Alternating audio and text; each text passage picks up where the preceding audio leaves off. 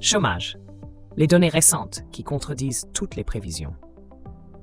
L'Institut national de la statistique et des études économiques a publié les résultats d'une récente enquête sur le chômage en France. État des lieux. Le taux de chômage chute selon l'INSEE. Les données prélevées par l'INSEE sont assez contradictoires par rapport aux prévisions des analystes sur le taux de chômage. D'après l'Institut, celui-ci a baissé de 0,2 points au second trimestre 2024. L'étude de l'INSEE suggère que 7,3% de la population active soit au chômage. À en croire cette récente enquête de l'INSEE, il y aura 40 000 demandeurs d'emploi de moins. Le nombre total de chômeurs s'établit ainsi à 2,3 millions. Il s'agit en l'occurrence d'une bonne nouvelle.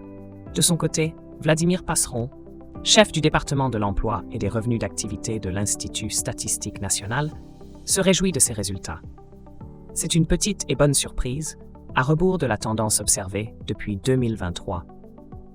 D'après les prédictions de ses équipes, il devrait y avoir une stabilisation du taux de chômage avant d'observer une légère progression, tout en restant à des niveaux historiquement très bas.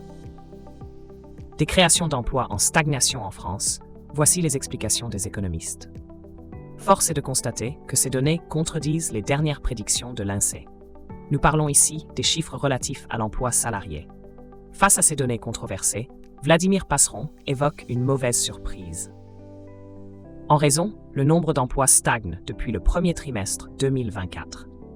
D'après certains économistes, un regain de la productivité pourrait découler de cette situation inédite. Dans l'éventualité où le PIB progresse d'au moins 1,6% par an, le taux de chômage devrait atteindre les 6%. A priori, il s'agit d'une projection plutôt optimiste. Des chiffres éloquents sur la population active dans l'Hexagone. De fait, ces chiffres de l'INSEE sont surprenants. Rappelons que la précédente note de l'Institut suggérait une croissance de la population active. Une projection étroitement liée à la réforme des retraites prévoyant un décalage de la date de départ à la retraite. La note envisageait d'ailleurs une hausse du chômage à cause du ralentissement de l'emploi prévu.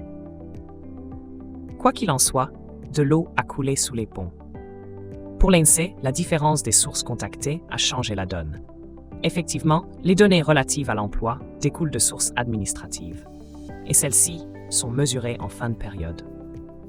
En ce qui concerne les chiffres sur le taux de chômage, d'activité et d'emploi, ceux-ci proviennent d'enquêtes menées trimestriellement.